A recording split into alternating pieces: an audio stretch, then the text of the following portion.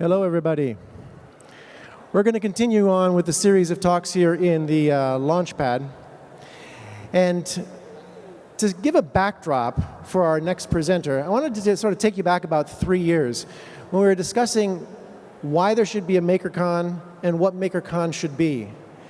You know, there were this wonderful event of Maker Faire. We had some incredible makers who were coming to Maker Faire, and they were stuck in their booths. Some of these makers were people who had product that they'd been iterating on and had gotten really good at that product, but they were at a loss to how to take it to market.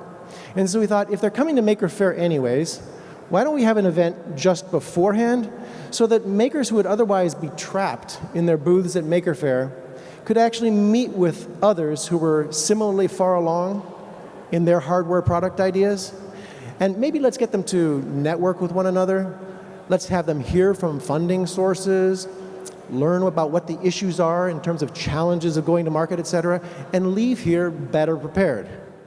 It turns out that Atmel is thinking about this along with a bunch of partners, and so this is the kind of talk that hardware innovators should be listening to hear what kinds of resources and help there are. This is the kind of thing that we're trying to bring to the great makers that are in our community and attending this event. So Sander, come on up. Thank you. Can you hear me? Yeah, you can. So good afternoon. Thanks for having me. I'm assuming there's going to be more people coming to this room in a second. Yeah. So from makerspace to marketplace, and I promise you by the end of the presentation you'll know all about Atmel and how we are actually taking people to market and make them successful. Just a little bit about myself. Yeah, so some people already probably spotted a Dutch accent. I was born and raised in Holland, worked for Philips and NXP Semiconductors, joined Atmel 2.5 years ago, run marketing. And you can follow me on Twitter. So if you want, or if you don't mind, go and have a look and tweet with us. Probably a little less important to follow me. There's also an @Atmel that you can follow, which is the company. And there is a lot of conversations happening there. Isn't this a beautiful place? So it struck me when I was doing a little bit of research on this place, the amount of history. There's not a lot of great history and long-standing stuff in America compared to Europe, but this one is beautiful. It's 100 years old, and it's actually testimony to what we're doing here again today, is celebrate making and makers. And I'm actually very proud and humble to be here. Just a little bit about my philosophy, which is helpful in the space of making and entrepreneurs and makers. And I always take Michael Jordan's quote where he says, you know, I kept on failing until I actually succeeded. And I'm guessing that that's at the heart of many of your projects and dreams as well. A little bit about the company, Atmel Corporation. We actually celebrated our 30th anniversary in December of last year. We're a worldwide leader in the design and manufacture of microcontrollers, capacitive touch, advanced logic, mixed signals, etc., etc., etc. And you can read that all for yourself. And this is always a little bit where I start to lose my audience. People go, oh, okay, that's a boilerplate. Really? A microcontroller company that has a little bit of a older air to it. Let me try and take you on a journey of how cool we are and how we can be of great help. So this is what we sell. Still not super exciting. And this is how we used to market. Let me go market this to you for a second. It's a Wi-Fi capable 4K, mini USB, micro HDMI, micro SD, blah, blah, blah, board. That's how I started marketing semiconductors 15 years ago in Philips, and it's actually still happening. If you think a little bit about this particular board and you apply that to marketing, that particular board actually sits in the GoPro. So it's the GoPro 3, and this is the approach that we're taking from a marketing point of view at Atmel, where we tap into the emotional connection there is with the brand, but also the emotional connection within the communities of Arduino and AVR and makers. Is it already getting a little bit more exciting? I'll tell you something else. We are the heart of the maker community, because that particular microcontroller, the 8-bit AVR on the Arduino Uno, is an Atmel chip. Yeah? And that means that in many cases, with many people buying these boards, these chips from Atmel are already in your hands. And that's where some of the exciting stuff is happening, because the magic happens when these boards get into hands of very creative people. And if you didn't think that Arduino wasn't mainstream already, I don't know whether you saw it, Arduino was actually a few weeks ago on the Jimmy Fallon show, where somebody tried to explain in a Quinn kind of fashion to Jimmy Fallon what making and science and building stuff was all about. And if you haven't seen it, I would urge you to go look at it, but that's probably, it doesn't get more mainstream than that, right? So what it does for the company is the following, right? It gives us the opportunity to go and talk to people who are using our technology, and we do crazy things and also cool things, and we get a tremendous amount of engagement around the Atmel brand. And here you see a few examples of stuff that we have been doing. We actually had a big invite from the White House a year ago at the National Day of Making, organized by Obama, and you can see my Atmel truck right in front of the White House. The gentleman in the middle with the funny glasses, that's Sir Mix-a-Lot. Raise of hands, who knows Sir Mix-a-Lot? There you go. I like big butts, and I'm not gonna lie. I never thought I was actually gonna go say that in a presentation, but that's what happened working for Atmel. And of course there's Massimo, and I think you get the picture, right? And I'll show you a little bit of our presence that we will have over the weekend as Atmel here at the Maker Fair. So that's a little bit of a journey of who we are, what we do, and what the change has been in approach. But if you think a little bit about the following quote that says, by 2018, which is not that far out anymore, 50% of the Internet of Things solutions will be provided by startups less than 3 years old. Most of the things that will exist in 2018 we can't even conceive of today because they haven't been invented yet. Well, if that particular quote isn't a platform for change, then I don't know anymore what would be. So if you think a little bit about this, and that's also why we love makers and are a big sponsor of the maker movement, is because of this. This is what's actually happening right now in a lot of garages and maker spaces, however you want to define those at this particular moment. A few more statistics. This is the crowdfunding dollars raised in Q1 2015, and you can see the verticals on the left-hand side, wearables being the biggest, but you get a little bit of a feel of the magnitude of activity that is happening through the crowdfunding stream, and you can actually see how significant it is. A few more. This is the recent search. If you go onto Kickstarter right now, and you're probably very familiar with all of this, there is 325 current projects on Arduino, and those, of course, because we happen to work for Atmel, that's very favorable for me because that's the companies or the projects that were founded and have started on Atmel. So it means that we have put our semiconductors in a lot of people's hands. I think this audience actually knows the magnitude of Kickstarter, but just for the heck of it, I threw this in. 8.5 million people have backed the Kickstarter project, 2.6 million people have backed more than one, and 308,000 people have backed 10 or more. So this isn't going to go away anymore, and there's actually people in this room that have successfully traveled that particular path. So why do we like startups from an Atmel point of view? And I think by now you're on to me. We like them because this is the potential next big thing that can happen and be built with Atmel technology. There's actually a problem. The problem is, how do you go from what I call makerplace to market, from makerspace to marketplace?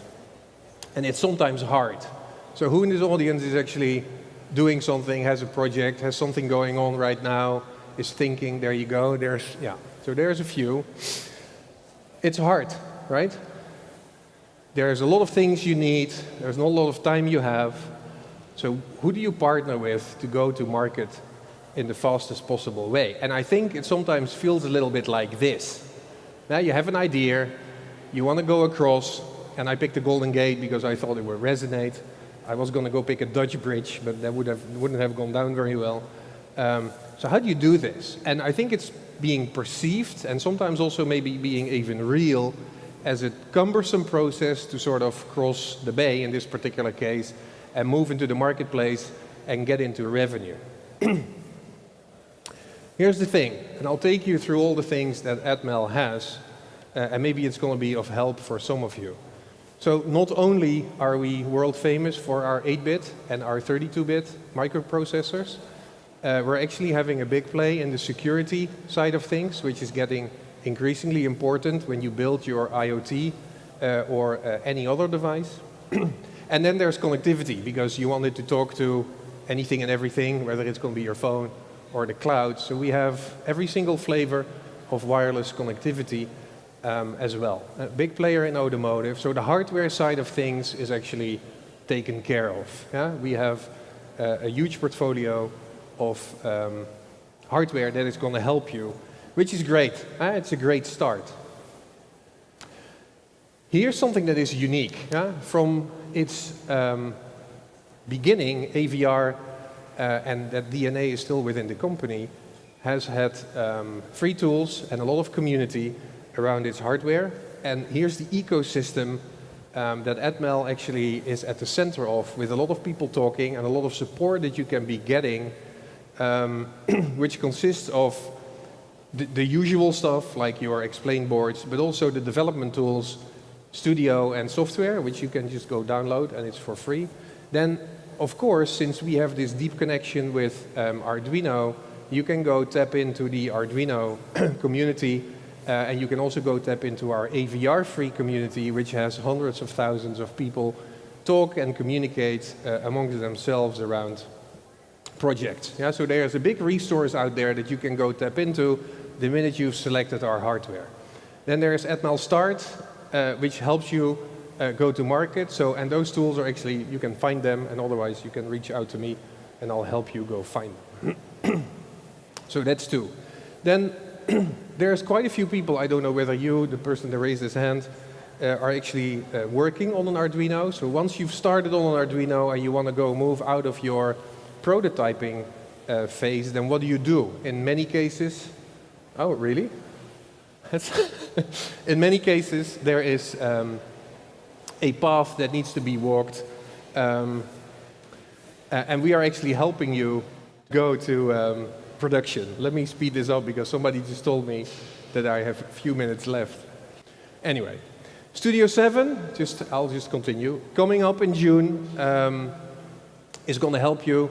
It's going to give you a fast path, accelerated path for 8 and 32-bit MCUs, and it bridges the gap in the environment that you're used to. It actually ports over code that you have pretty easily. Watch the space, that's going to happen very soon. Supply chain is probably also an issue. We partner with distributors like Avnet in this particular case, where we sit down, guide you on the hardware, and also help you on the supply chain. So that's actually a lot of things. Then there's one more thing, is we have a huge social footprint. As a matter of fact, Atmel has the largest social media footprint in the industry, and it's not my audience, it's just an audience that constantly engages with the company, and we have a lot of content, and we help people go to market, and I'll give you a few examples. So from a marketing point of view, you're also being helped if you go and deal with Atmel. So if you partner with Atmel, this is actually what you would be getting. You get a very smooth bridge from maker space to marketplace, but I think you already got that. So a few examples before I let you go. There's companies out there, companies like Zimbit, for example, and there's many more here. We had 3D printed pancakes in the White House when I was there last year in June at the White House Maker Fair. MakerBot, obviously, Little Bits, drum pans, a lot of people that started on Arduino and are in various phases of maturity and sometimes already in the market. And this is what we do. We give them a lot of attention through our social channels, and I'll make these slides available for you a little bit later on, where even big mainstream media like PSFK pick up on some of the content that we are featuring on our blog and on our Twitter handle. And there's a company, for example, called Beyond Home, and Beyond Home is trying to attack the traditional home security market. They are built on Arduino, and we help them go to market by sharpening their value proposition. So we actually threw in the theme of Home Alone, right? Because Beyond Home is actually trying to protect your home in a Home Alone kind of fashion. And we serve that up to our audience of hundreds and hundreds of thousands of people, which is actually giving them a lot of attention in the market because it's pretty noisy out there. What does that do? For example, Littlebit says, hey, thanks Admel for all your help and giving us a lot of attention on our channels. It's helped us tremendously in pushing our brand. Let me tell you a little bit about, Quinn is actually here. So I'll give you an example that is actually touching to me and very cool, is what happened with Quinn, and we were just watching from the sideline, and I gotta go take you through this story no matter which sign you're gonna be holding up, to tell you the truth. So Quinn begins tinkering, you can see on the left-hand side, and reaches into Admel for support because he started on an Arduino. Yeah? And he completes his project and he begins appearing in our events booth. So he's always at the Maker Faire, at least for the last few years he has been. We hosted a tech on tour stop, so we parked our truck at his school, which is a different way of giving support to the community. He actually goes mainstream, which would have also happened without my support, by the way, but I just want to make sure that I tell that.